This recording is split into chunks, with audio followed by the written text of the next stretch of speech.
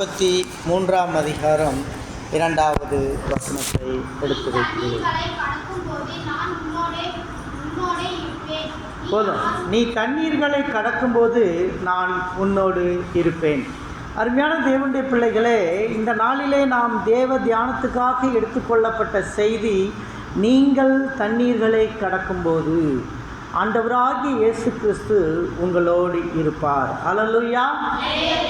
தண்ணீர்களை கடக்கும்போது என்று இங்கே சொல்லுகிறதை நாம் பார்க்கிறோம். இது நமக்கு பல வகையான டிரான்ஸ்போர்ட்டை பற்றி நம்ம கேள்விப்பட்டிருக்கோம். தரைவழி போக்குவரத்தை நாம் கேள்விப்பட்டிருக்கிறோம். தரைவழி போக்குவரத்து என்றால் நாம் சாலை மார்க்கமாக கார்களிலோ பஸ்ஸுகளிலோ லாரிகளிலோ பயணம் செய்வதுதான் தரைவழி போக்குவரத்து என்று நாம் பார்க்கிறோம். அடுத்ததாக வான்வழி போக்குவரத்தை நாம் பார்க்கிறோம். வான்வழி போக்குவரத்திலே ஏரோப்ளேன், ஹெலிகாப்டர் போன்ற பறக்கும் கார்கள் போன்றவைகளிலே நாம் ஒரு இடத்திலிருந்து இன்னொரு இடத்திற்கு மாறிக்கொள்வோம். இப்பொழுது இந்த பறக்கும் போக்குவரத்து கடைசி காலத்தில் மிக பிரபலமாகும் என்று வேத புஸ்தகத்திலே தெளிவாக சொல்லியிருக்கிறதை நாம் பார்க்கிறோம். வேத புஸ்தகத்திலே பார்த்தோம் என்று சொன்னால், கடைசி காலத்திலே பறக்கும் வான ஊர்திகள் பெரிய அளவிலே இருக்கும் என்று சொல்லி நாம் பார்க்கிறார்கள். இன்றைக்கு பறக்கும் கார்கள் வந்துவிட்டது. பறக்கும் கார்கள் வந்துவிட்டது. கார்கள் அப்படியே வானத்திலே பறந்து என்ன செய்யும்? ஏறுபள்ளிக்கு வரணும்னா தர்மபுரியிலேருந்து பறக்கும் காரில் வந்து அப்படியே இறங்கிடலாம். காந்தாக்கா வீட்டு முன்னாடி அப்படியே இன்றைக்கு கார்கள் வந்து விட்டது. அந்த அளவுக்கு கார்கள் வந்துடுச்சு. நேராக கொண்டு வந்து உள்ளே இறக்கிடலாம், இங்கேயே கொண்டு வந்து இறக்கிடலாம் காரை. சின்ன கார்கள், பறக்கும் கார்கள் வந்துருச்சு. இன்றைக்கி சைனா ஜப்பான்லாம் அந்த கார்கள் வந்து ட்ரையலுக்கு வச்சுருக்காங்க, பறக்கும் கார்கள். இந்த பறக்கும் கார்களை வந்து சென்னை ஐடி கம்பெனி கண்டுபிடிச்சிருக்காங்க. அவங்க கண்டுபிடிச்சி இப்போ அது ட்ரையலுக்கு கம்பெனிஸ்க்கு வந்து ட்ரேட் பண்ணிட்டாங்க. கம்பெனியில் வந்து இப்போ அதுக்கான ப்ரொடக்ஷன்ஸு, ரிசர்ச்சில், ஆராய்ச்சி இதில் இருக்குது. இந்த பறக்கும் கார்கள் ரொம்ப ஈஸி. எப்படின்னா, நம்ம வீடு மொட்டை மாடியில் வந்து இறக்கிக்கலாம் காரை, திருப்பி அப்படியே மேலே பறந்து அப்படியே போக வேண்டிய இடத்துக்கு போகலாம். ரொம்ப துரிதமாக போயிடலாம். இப்போ ஒரு 400 கிலோமீட்டர் போகணும் அப்படின்னா 1 மணி நேரம் 3/4 மணி நேரத்தில் 400 கிலோமீட்டர் போயிடலாம் பறக்கும் கார்களில். ஆனால் அந்த கார்கள் வந்த பிறகு அதிகமாக பறக்கும் கார்களில் தான் விபத்து ஏற்படும் என்று சொல்கிறார்கள். கார் வானத்தில் இடிச்சுக்கும். வானத்துக்கு ரோட்டில் ஓடும்போதே ஆக்சிடென்ட் பண்ணுறவனுங்க வானத்தில் போகும்போது ஆக்சிடென்ட் பண்ணாமல் இருப்பானா? பறக்கும் கார்களும் வரப்போகிறது. ஆனால் இந்த இடத்துல தண்ணீர்களை கடக்கும்போது என்ற வார்த்தை த வாட்டர் டிரான்ஸ்போர்ட்டை குறிக்கிறது. வாட்டர் டிரான்ஸ்போர்ட் வந்து கப்பலில் பயணம் செய்கிறது, நாடுகளுக்கு நாடு கப்பலிலே பயணம் செய்கிறது, ஆறுகளிலே படகுகளில் பயணம் செய்வது. கேரளாவில் படகு போக்குவரத்து இருக்கிறது. இந்த படகு போக்குவரத்தில் பார்த்தீங்கன்னா பஸ் மாதிரியே போட் இருக்கும். அது பஸ் மாதிரியே இருக்கும். அந்த போட்டில் ஏறி உட்காரலாம். பஸ் ஸ்டாப் கிட்டே நின்னோம்னா அந்த போட்டு வந்து அப்படி ஓரமாக நிற்கும். ஏறி உட்காந்துட்டோம்னா கண்டக்டர் ஒருத்தர் டிக்கெட் கொடுப்பாரு. கொடுத்துட்டு என்ன செய்யும்? அந்த போட்டு கிளம்பிடும். நம்ம எந்த இடம் சொல்கிறோமோ அந்த ஸ்டாப்பிங்கில் போய் மறுபடியும் கரை ஓரத்தில் ஒதுங்கும். அப்படியே பஸ் ஸ்டாப்பில் மக்கள் நிற்பாங்க, அவங்க ஏறுவாங்க, திருப்பி நம்ம இறங்குறதா இருந்தால் இறங்கிக்கலாம். கேரளாவில் இந்த டிரான்ஸ்போர்ட் இருக்குது. நான் போயிருக்கேன். மிகவும் ஆச்சரியமான டிரான்ஸ்போர்ட்டாக இருந்தது நான் பார்த்த வகையில். காசு கம்மி தான், 10 ரூபா டிக்கெட்டு வாங்குகிறாங்க. 10 ரூபா டிக்கெட்டில் 3 மணி நேரம் போகலாம். நல்லா கடற்கரையிலையும் அந்த ஓரத்தில் இருக்கிற இயற்கை காட்சிகளையும் பார்த்துட்டு 10 ரூபா டிக்கெட்டில் 3 மணி நேரம் பயணம் பண்ணலாம். கோட்டயத்திலேருந்து ஆலப்புழைன்ற இடத்துக்கு 3 மணி நேரம் ஆகும் இந்த தண்ணீர் போக்குவரத்து. ஆனால் மிக அழகாக இருக்கும் தண்ணீர் போக்குவரத்து. ஆனால் தண்ணீர் மிகவும் ஆபத்தானதுன்றதை நம்ம தெரிந்து கொள்ள வேண்டும். தண்ணீர் நாம் குடிப்பதற்கு பயன்படுத்துகிறோம், குளிப்பதற்கு பயன்படுத்துகிறோம், பாத்திரங்கள் கழுவுவதற்கு பயன்படுத்துகிறோம், சுத்தம் செய்வதற்கெல்லாம் தண்ணீரை பயன்படுத்துகிறோம். தண்ணீரை கொண்டு விவசாயம் செய்கிறோம். இப்படி எல்லா காரியத்திற்கும் தண்ணீர் அவசியமாக இருக்கிறது. ஆனால் இந்த தண்ணீர் ஒரு பிரளயம் போல வரும்பொழுது பெரும் ஆபத்தை கொடுக்கிறது என்று பார்க்கிறோம். இந்த வசனம் சொல்லுகிறது, நீ தண்ணீர்களை கடக்கும்போது நான் உன்னோடு இருப்பேன் என்று கர்த்தர் சொல்லுகிறார். அல்லேலூயா. இந்த தண்ணீர் என்று சொல்லும் பொழுது, தண்ணீர் ஒரு பிரளயம் ஏற்பட்டு தண்ணீரினால் பாதிக்கப்பட்டக்கூடிய ஒரு நிலை, மனிதர்கள் சாகின்ற நிலை அல்லது தத்தளிக்கும் நிலை. இந்த தத்தளிக்கும் நிலையைத்தான் நீங்கள் தண்ணீர்களை கடக்கும்போது என்று வேதம் சொல்லுகிறது. அப்போ தண்ணீர்களை நீங்கள் கடக்கும்போது கர்த்தர் உங்களோடு இருப்பாராம். தண்ணீரில் மூழ்கிடுவோம். நம்முடைய வாழ்க்கை ஒரு கப்பலை போன்றது, ஒரு படகை போன்றது. நாம் வாழக்கூடிய வாழ்வு ஒரு படகானது, ஒரு கப்பலானது தண்ணீரிலே போவதை போன்றது. எந்த நேரம் புயல் அடிக்கலாம், அலைகள் வரலாம். திடீரென்று அலைகள் வரும்பொழுது அந்த கப்பல் மேலே தூக்கி போட்டு திருப்பி கீழே வரும். காற்று அடிக்கும்போது அது போக வேண்டிய திசையிலே தத்தளிக்கும். இவையெல்லாம் எதிர்த்து பயணம் பண்ணி போக வேண்டும். ஸோ நம்முடைய வாழ்க்கையை இது தெளிவாக குறிப்பிட்டிருக்கிறது. நீங்கள் தண்ணீர்களை கடக்கும்போது நான் உன்னோடு இருக்கிறேன். அருமையான தேவனுடைய பிள்ளைகளே, இந்த தண்ணீரை கடக்கும்போது என்று நாம் பார்க்கும்போது வேதத்திலே நோவா தண்ணீரிலே நோவாவின் பேழை கடந்து சென்றது. அன்னைக்கு நோவாவின் காலத்தில் மனிதர்களுடைய அக்கிரமம் பெருகினது. நோவாவின் காலத்தில் நடப்பதைப் போல மனிதகுமாரர்கள் வரும் நாட்களிலும் நடக்கும். ஏனென்றால் பெண் கொடுத்தும் பெண் வாங்கியும் குடித்தும் வெறித்தும் மக்கள் வாழ்ந்து கொண்டிருப்பார்கள். இப்போ பார்த்தீங்கன்னா நோவாவின் காலத்தில் நடந்தது மாதிரி இந்த காலம் நடக்குது. நோவாவின் காலத்தில் என்ன நடந்துச்சு? எங்கே பார்த்தாலும் கல்யாணம், பெண்ணை கொடுக்கறது, பெண்ணை வாங்கிறது, குடிக்கிறது, வெறிக்கிறது, இதெல்லாம் நோவாவின் காலத்தில் நடந்து வந்தது. நோவா அந்த காலத்திலே அவன் நீதிமானாக இருந்தான் என்று வேதம் சொல்லுகிறது. ஆதியாகமம் புஸ்தகம் 6ஆம் அதிகாரம் 8-9 வசனங்களை வாசியுங்கள். ஆதியாகமம் 6ஆம் அதிகாரம் 8-9 வசனங்களை வாசியுங்கள்.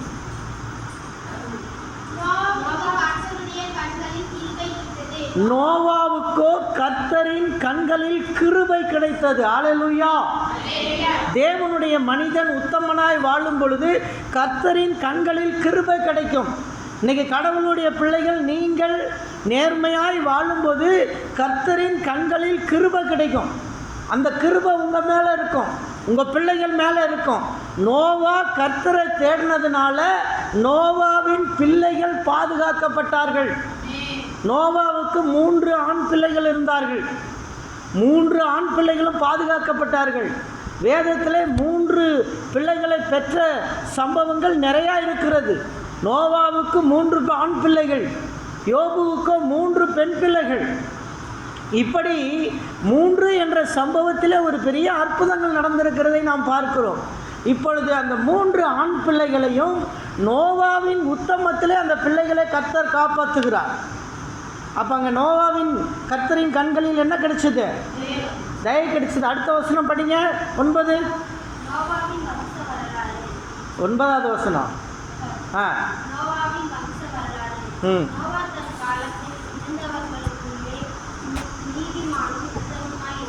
நீதிமானும் உத்தமனுமாய் இருந்தான். இதுதான் அவனுடைய சர்டிஃபிகேட் நோவாவுக்கு. ஒரு நீதிமானாக இருந்தால் உத்தமனாக இருக்கிறான். இவன் நீதிமானும் உத்தமனாக இருக்கனால கர்த்தர் அவனை தேர்ந்தெடுக்கிறார். கர்த்தர் சாதாரணமாக ஒருத்தனை தேர்ந்தெடுக்க மாட்டார். கர்த்தர் ஒருத்தனை தெரிந்தெடுக்கணும்னா அவன் நீதிமானும் உத்தமனுமாக இருக்கிறவனை தான் கர்த்தர் தேர்ந்தெடுப்பார். கர்த்தர் நீதிமானும் உத்தமனாகி அவனை தெரிந்தெடுத்து அவனை கொண்டு அந்த மனித இனத்தை காப்பாற்றுவதற்கு நோவாவை பயன்படுத்துகிறார். அந்த மனித இனம் ஜலத்தில் அழிய போகிறது. ஆனால் நோவாவின் குடும்பம் மட்டும் காப்பாற்றப்பட போகிறது.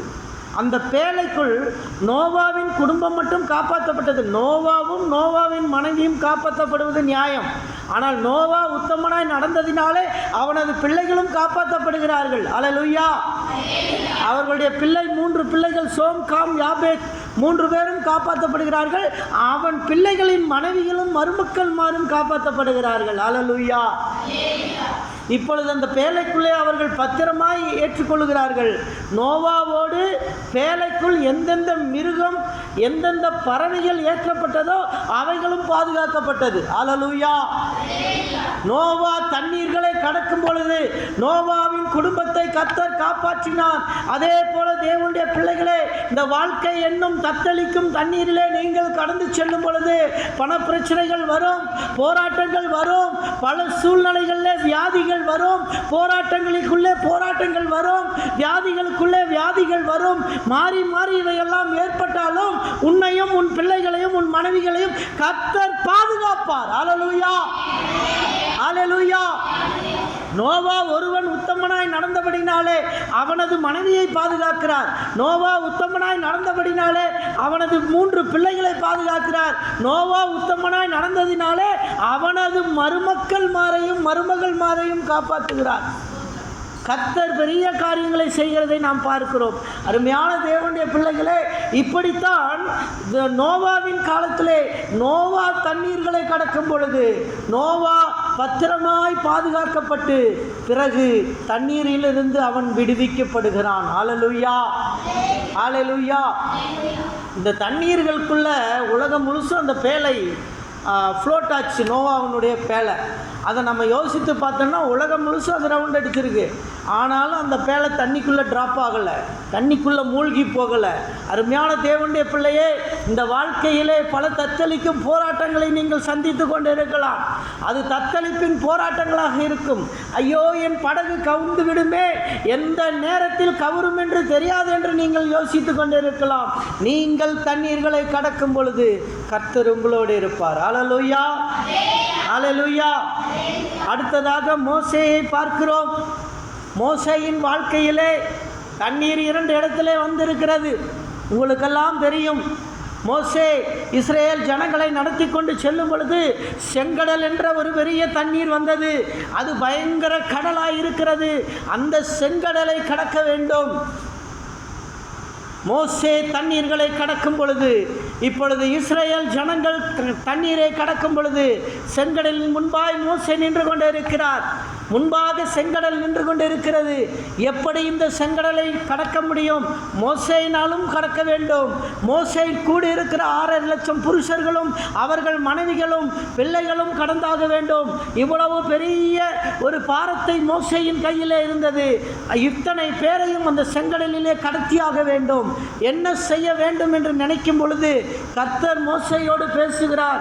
உன் கையில் இருக்கும் கோலை அந்த செங்கடலின் நேராய் நீட்டு, அப்பொழுது செங்கடல் 2ஆய் பிரியும் என்று சொல்லுகிறார். மோசே செங்கடலை கோலை செங்கடலை நோக்கி நீட்டுகிறான்.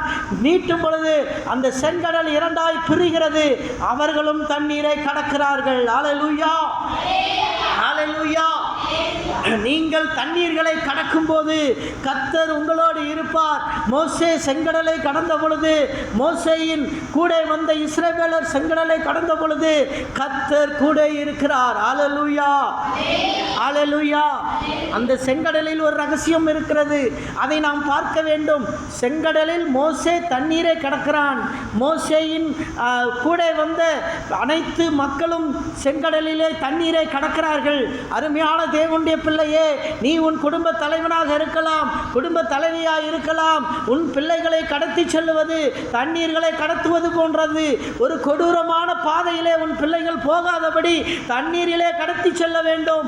அப்படி செல்லும் பொழுது நீயும் கடந்து உன் பிள்ளைகளும் கடந்து போவீர்கள். ஆனால் பின்னாலே உன் பிள்ளைகளுக்கு பின்னாலே சாத்தான் வந்து கொண்டே இருப்பான். செங்கடலில் இஸ்ரவேல் ஜனங்கள் கடந்து சென்றார்கள், தண்ணீர்களை கடந்தார்கள். ஆனால் பின்னால் சாத்தான் வந்து கொண்டு இருக்கிறான். பின்னால் எகிப்தியர்கள் வந்து கொண்டு இருக்கிறார்கள். ஐயோ, என்ன செய்வது? நாங்கள் எகிப்திலே இருந்திருந்தால் நலமாயிருக்குமே, இங்கே வந்து சாக போகிறோமே என்று இஸ்ரவேலர்கள் அங்கே முறுமுறுக்கிறதை நாம் பார்க்கிறோம். அவர்கள் அங்கே முறுமுறுத்தார்கள். அவர்கள் முறுமுறுக்கிறதை நாம் பார்க்கிறோம். யாத்திராகமம் 14:13 படிங்க. யாத்திராகமம் 14:13 வசனத்தை படியுங்கள்.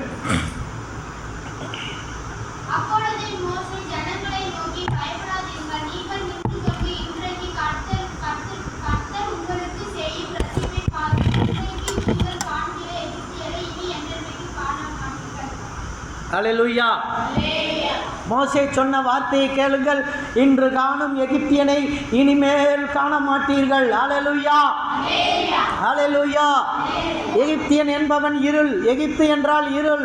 இன்றைக்கு பார்க்கிற பாவ இருள் இனிமேல் உன் வாழ்க்கையில் காணாது.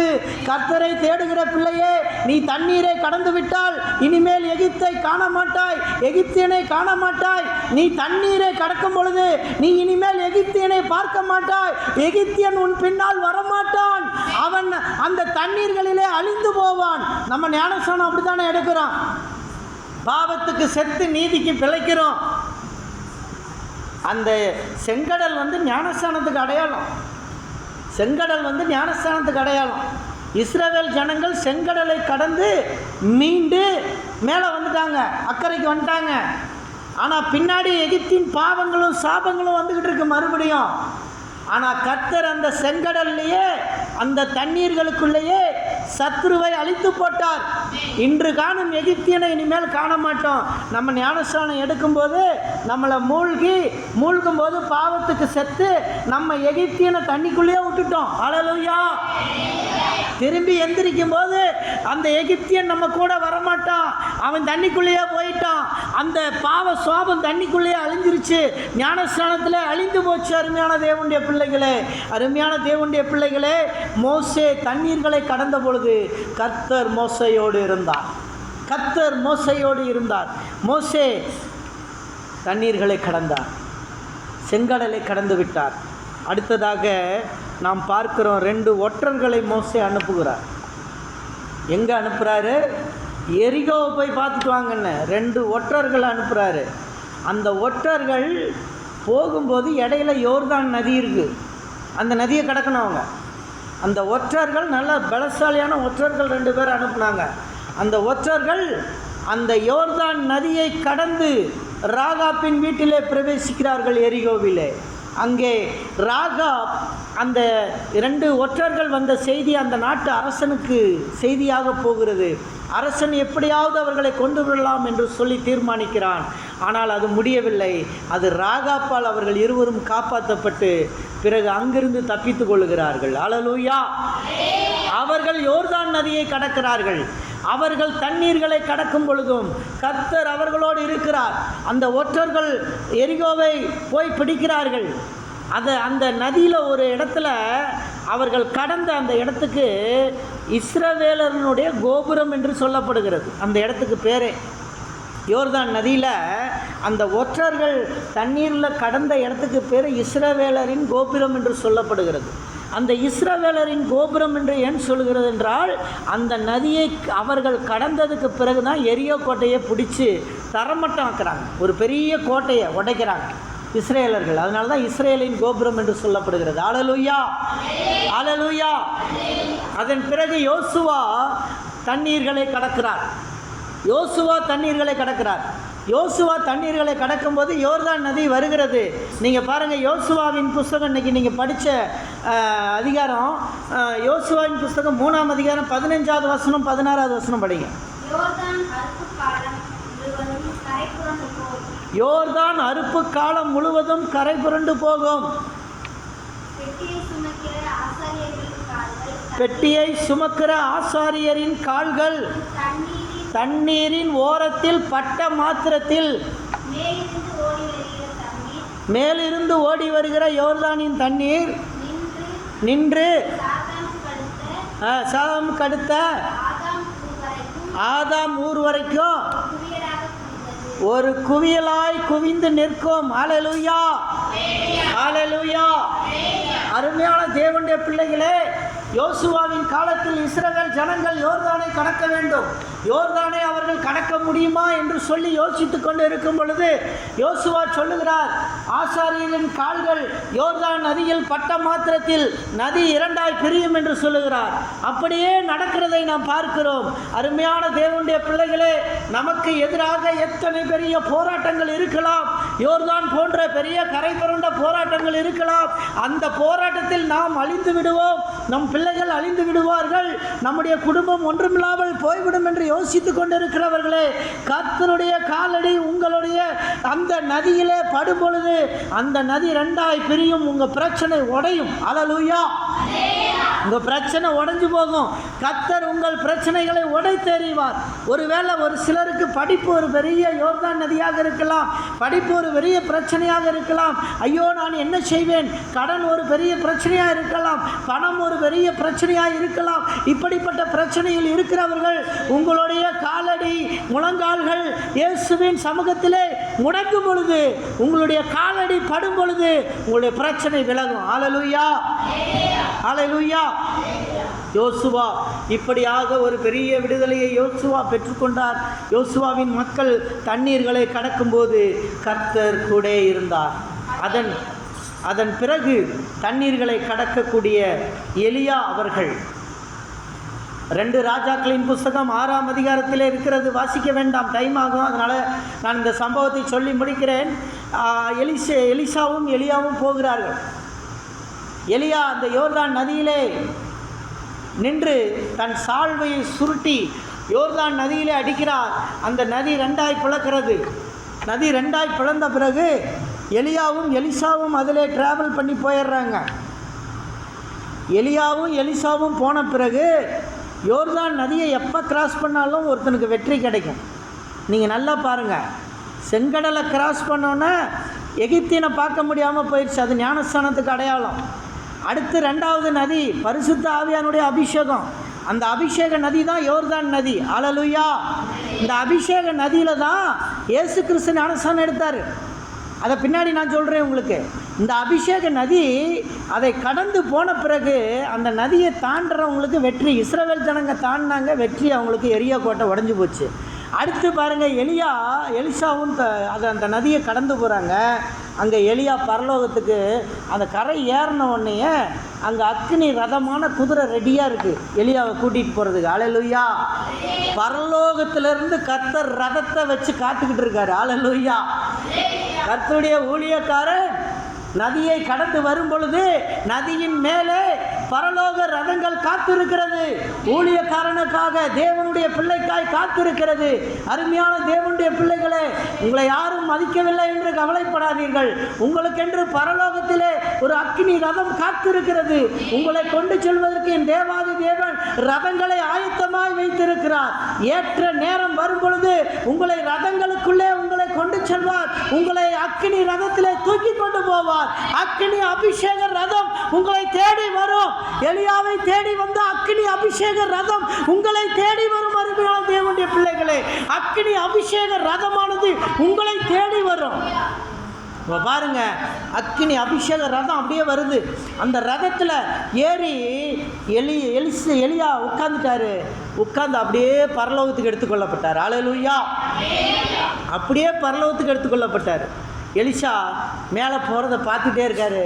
அந்த சால்வை மட்டும் அப்படியே கீழே வருது. எலியா போத்திருந்த சால்வை அது கீழே வருது. அது ஏன்னு புரியல. ஏன் எலியா சால்வியை போட்டாரா, இல்லை கர்த்தர் பரலோகத்துக்கு இந்த சால்வை வேண்டாம் அப்படின்னு முடிவு பண்ணாரான்னு பாருங்கள். கர்த்தரே தூக்கி எறிந்தாரா, ரதத்தில் இருந்து தூக்கி எறிஞ்சிட்டாரா, அல்லது எலியா தூக்கி போட்டாரான்னு தெரியாது. இனி அந்த சால்வை எலிசாவின் மீது உழுகும் பொழுது எலியாவின் அக்கினி அபிஷேகம் எலிசாவுக்கு 2 மடங்காய் கிடைக்க போகிறது. ஹல்லேலூயா, ஹல்லேலூயா. இப்பொழுது அந்த சால்வை பறந்து வருகிறது. எலிசா அதை பிடிக்கிறார். எலிசா பிடித்த மாத்திரத்திலே அந்த அபிஷேகம் 2 ரெட்டிப்பான அபிஷேகத்தை அவன் பெறுகிறான். ஹல்லேலூயா. எலிசா இந்த ரெட்டிப்பான அபிஷேகத்தை பெற்ற பிறகு அவர் மறுபடியும் அந்த சால்வையை எடுத்துக்கொண்டு அதே யோர்தான் நதியை கடந்தாக வேண்டும். ஹல்லேலூயா. எலியா செய்ததை போலவே எலிசா அந்த சால்வையை சுருட்டி மறுபடியும் அடைத்து மறுபடியும் இக்கரையை கடக்கிறான். ஹல்லேலூயா, ஹல்லேலூயா. யோர்தானின் இக்கரையை கடந்த எலிசா பல அற்புதங்களை செய்தார். ரெட்டிப்பாக எலியாவை காட்டிலும் எலிசா ரெட்டிப்பான அற்புதங்களை செய்தார் என்று நாம் பார்க்கிறோம். அருமையான தேவனுடைய பிள்ளைகளே, நீங்கள் தண்ணீர்களை கடப்பீர்கள் என்று சொன்னால், தண்ணீர்கள் என்றால் வேதனையின் காலம், தண்ணீர் என்றால் கண்ணீரின் காலம், பயங்கர அழுகையின் காலம். அது ஒருவேளை நோய்களாக இருக்கலாம், உங்களுக்கு வரக்கூடிய அடிக்கடி வரக்கூடிய பலவீன தண்ணீர்களாக இருக்கலாம், அல்லது உங்களுக்கு ஏற்படக்கூடிய பணப்பிரச்சனையாக இருக்கலாம், உங்கள் பிள்ளைகளுக்கு ஏற்படக்கூடிய பல போராட்டங்களாக இருக்கலாம், இருக்கலாம், எந்த போராட்டமாக இருந்தாலும் தேவனுடைய பிள்ளைகளே, நீங்கள் தண்ணீர்களை கடக்கும்போது உங்களோடு ஒருத்தர் கூட இருப்பேன் என்று சொல்லுகிறார். அவர் என்னுடைய ஆண்டவராகிய இயேசு கிறிஸ்து. கலங்கிவிட வேண்டாம். நீங்கள் தண்ணீர்களை கடக்கும்போது என் ஆண்டவராகிய இயேசு கிறிஸ்து உங்களோடு இருப்பார். அல்லேலூயா, அல்லேலூயா. பாருங்க, தண்ணீர்களை கடக்கும்போது ஆண்டவராகிய இயேசு கிறிஸ்து நம்மளோடு இருப்பார். அடுத்து யோர்தான தாவீதை குறித்து பார்க்குறோம். தாவீது யோர்தான் நதியை 3 முறை நீந்தியே கடந்திருக்கார். தாவீது யோர்தானை தன்னுடைய வாழ்நாளில் 3 முறை நீந்தியே கடந்திருக்கிறான். பெரிய வீரன் தாவீது. இன்றைக்கி நம்ம இஸ்ரேலுடைய கொடியில் பார்த்தோம்னா ஒரு நட்சத்திரம் இருக்கும், 6 விளிம்புள்ள நட்சத்திரம் இருக்கும். அந்த நட்சத்திரம் இன்னைக்கு தாவீதினுடைய கிரீடத்தில் இருந்தது. அதே நட்சத்திரம் இஸ்ரவேலுடைய சின்னத்திலே பொறிக்கப்பட்டிருக்கிறது. அந்த நட்சத்திரம் சிறப்பானது. இந்த நட்சத்திரத்துக்கு காரணமான அந்த தாவீது யோர்தான் நதியை 3 முறை கடந்திருக்கிறார். அல்லேலூயா.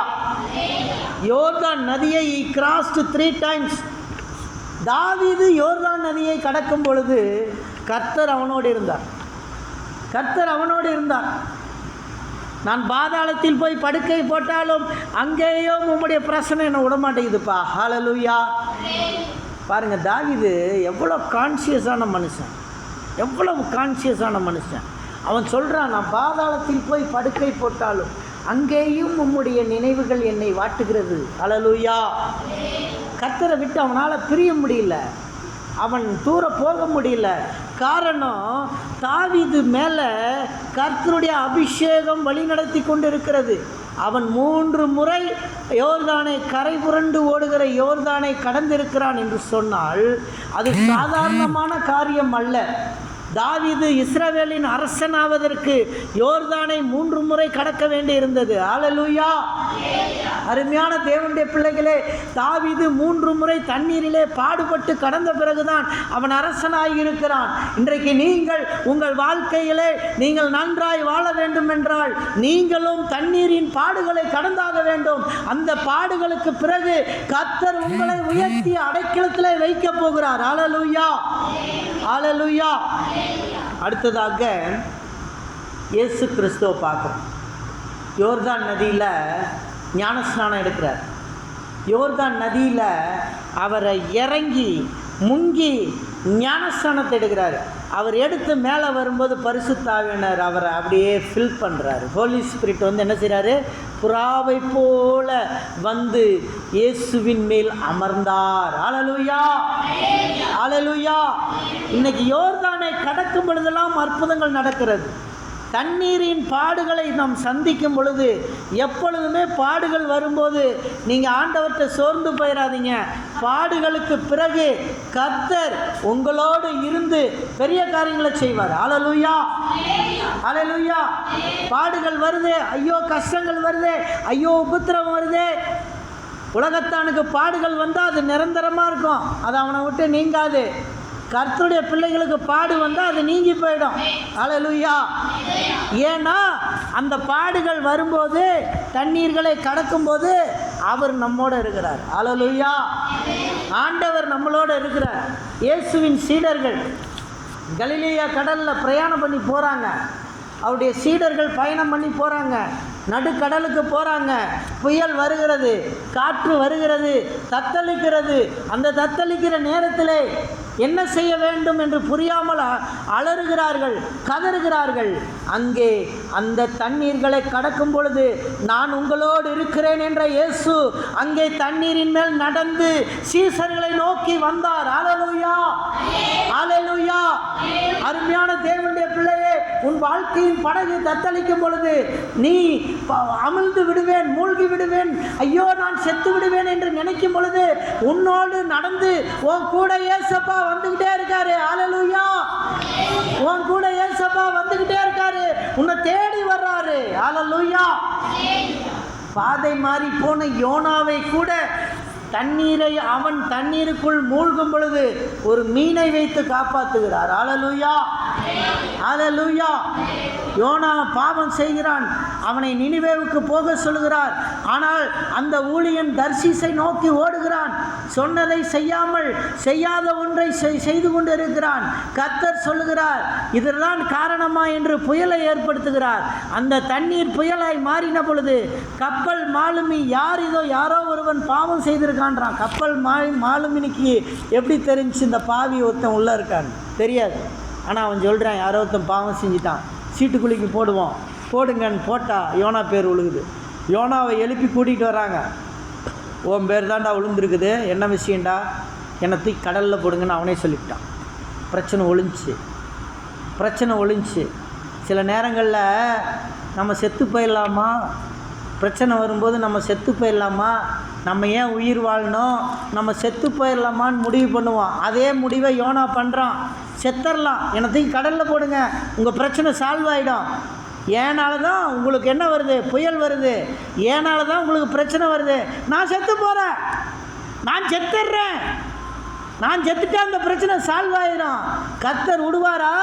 நீ தண்ணிக்குள்ளேயே விழுந்தாலும் மீனை வச்சு காப்பாற்றுவார். ஹல்லேலூயா, ஹல்லேலூயா. நீயே சாவை தேடி போனாலும் கர்த்தருடைய சித்தம் இல்லாவிட்டால் உனக்கு சாவு வராது. நீயே செத்து விடலாம் என்று யோசிக்கலாம், ஆனால் கர்த்தர் உன்னை சாக விட மாட்டார். உன்னை ஒரு மீனை கொண்டு மீன் வயிற்றுக்குள்ளே முழுங்க வைத்து கரையில் கக்கி போடுவார். ஹல்லேலூயா. அப்படியே யோனா கரையிலே கக்கப்பட்டான். அவன் எந்திரிச்சு பார்க்குறான், எங்கே இருக்கான்? நினிவேல இருக்கான். அருமையான தேவனுடைய பிள்ளைகளை, கர்த்தர் எங்கே அழைத்தாரோ அந்த இடத்தில் நம்ம இருக்கும்போது அந்த இடத்துல நம்ம மகிமைப்படுத்தி கொண்டு வருவார். ஹல்லேலூயா, ஹல்லேலூயா. When we called by God, that place we stand still. அந்த இடத்துல நிற்கிறதுக்கு யோனாவுக்கு விருப்பம் இல்லை, ஆனால் கர்த்தரே பிடிச்சு கொண்டு போய் இறக்குறார். நீ போகலையா, நான் அனுப்புகிறேன், என் மீன் எனக்கு கீழ்ப்படியும். ஹல்லேலூயா. கர்த்தருக்கு கீழ்ப்படுகிற அநேக மீன்கள் உண்டு. அந்த மீன் கீழ்ப்படியும். அந்த மீனை கொண்டு போய் இன்னும் சேர்த்து கொண்டு போடுறேன்னு சொல்லி கடலில் கக்கிட்டு அந்த மீன் ஓடி போயிடுச்சு. மீன் தன்னுடைய வேலையை பார்த்துக்குச்சு. ஆனால் அந்த கடல்லேருந்து அங்கே சுவிசேஷம் சொல்ல வேண்டியவன் அந்த நினிவே கரையில் தான் போய் சொல்லணும். நினிவே மக்கள் மோசமானவங்க, அதுக்கு தான் பயந்துட்டான். போய் சொன்னோன்னே என்னை கொண்டு போடுவாங்கன்னு கர்த்தர் அனுப்பியிருக்காரு. ஒருத்தனும் கை வைக்க முடியாது. ஹல்லேலூயா, ஹல்லேலூயா. நினிவேவில் இவன் பிரசங்கம் செய்த பொழுது நினிவேவில் ரட்சிப்பு வந்தது. யோனா நினிவேவில் பிரசங்கித்த பொழுது நினிவே ஜனங்களுக்கு ரட்சிப்பு வந்தது. அருமையான தேவனுடைய பிள்ளையே, உன்னுடைய அழைப்பு எங்கே இருக்கிறதோ அங்கே பிரசங்கம் செய்யும் பொழுது அங்கே ரட்சிப்பு உண்டாகும். கர்த்தர் அங்கே ரட்சிப்பை ஏற்படுத்துவார். நீங்கள் தண்ணீர்களை கடக்கும் பொழுது என் தேவனாகிய கர்த்தர் உங்களோடு இருப்பார். எல்லாரும் சொல்லுங்க, நான் தண்ணீர்களை கடக்கும் பொழுது என் இயேசப்பா என்னோடு இருப்பார். அருமையான தேவனுடைய பிள்ளைகளை, இதை நீங்கள் ஞாபகத்தில் வைத்துக் கொள்ளுங்கள். எவ்வளவு பிரச்சனைகள் வந்தாலும் இந்த வார்த்தைகளை ஞாபகம் வைத்துக் கொள்ளுங்கள். நான் தண்ணீர்களை கடக்கும் போது என்ற வார்த்தையை ஞாபகம் வைத்துக் கொள்ளுங்கள். நீங்கள் கடக்கும் பொழுது கர்த்தர் உங்களோடு இருப்பார். தேவன் உங்களை இருந்து ஆசீர்வதிப்பார். எல்லாரும் ஜெபிப்போமா? எல்லாரும் எழுந்து நிற்போம். Shall we all stand in the presence of God? நீங்கள் தண்ணீர்களை கடக்கும் பொழுது கர்த்தர் உங்களோடு இருப்பார். நாம் ஜெபிப்போம். அன்பின் கர்த்தாவே, உம்மை துதிக்கிறோம், உம்மை ஸ்தோத்திரிக்கிறோம், உம்முடைய நாமத்தை நாங்கள் மகத்துவப்படுத்துகிறோம். அப்பா, நீரே எங்களை ஆசீர்வதியும். நாங்கள் தண்ணீர்களை கடக்கும் பொழுது ஆண்டவரே, நீர் எங்களோடு இருப்பீர் என்று அறிவோம். ஆண்டவரே, அப்படியா எங்களை வழிநடத்துவீராக. உமக்கு ஸ்தோத்திரம் அப்பா, உமக்கு நன்றி. நாங்கள் தண்ணீர்களை கடக்கும் பொழுது நீர் எங்களோடு இருப்பீர் என்பதை நாங்கள் உணர்ந்து கொள்கிறோம். அப்பா, என் பிள்ளைகள் கொடுத்த இந்த காணிக்கைகளை ஆசீர்வதியும். அவர்கள் தண்ணீர்களை கடக்கும் பொழுது அவர்களோடு இருமப்பா. என் பிள்ளைகளில் யார் இந்த ஜெபத்தை கேட்டு ஆண்டவரே இன்றைக்கு ஒருவேளை தண்ணீர்களின் ஆபத்திலே கடந்து கொண்டிருந்தால் அவர்களோடு நீர் இரும் ஆண்டவரே. அவர்களை ஆசீர்வதியும், அவர்களை ரட்சியும் அப்பா. உம்மை துதிக்கிறோம், உம்மை ஸ்தோத்திரிக்கிறோம். தொடர்ந்து ஆசீர்வதியும், பலப்படுத்தும். நசரேயனாகிய இயேசுவின் நாமத்தில் வேண்டிக் கொள்கிறேன் பரமபிதாவே. என் ஆத்துமாவே கர்த்தரை ஸ்தோத்திரி, என் முழு உள்ளமுடைய பரிசுத்த நாமத்தை சோஸ்திரி. என் ஆத்துமாவே கர்த்தரை சோஸ்திரி. கர்த்தர் செய்த சகல பாரங்களையும் மறவாதே. ஆமென். நம்முடைய கர்த்தராகிய இயேசு கிறிஸ்துவினுடைய கிருபையும் பிதாவாகிய தேவனுடைய அன்பும் பரிசுத்த ஆவியானுடைய அன்யோன்ய ஐக்கியமும் சந்தோஷமும் சமாதானமும் நம் அனைவரோடும் இன்றும் என்றும் சதா காலங்களில் நிலைத்திருப்பதாக. அல்லேலூயா, அல்லேலூயா, அல்லேலூயா. கர்த்தருக்கு ஸ்தோத்திரம், ஸ்தோத்திரம், ஸ்தோத்திரம், ஸ்தோத்திரம்.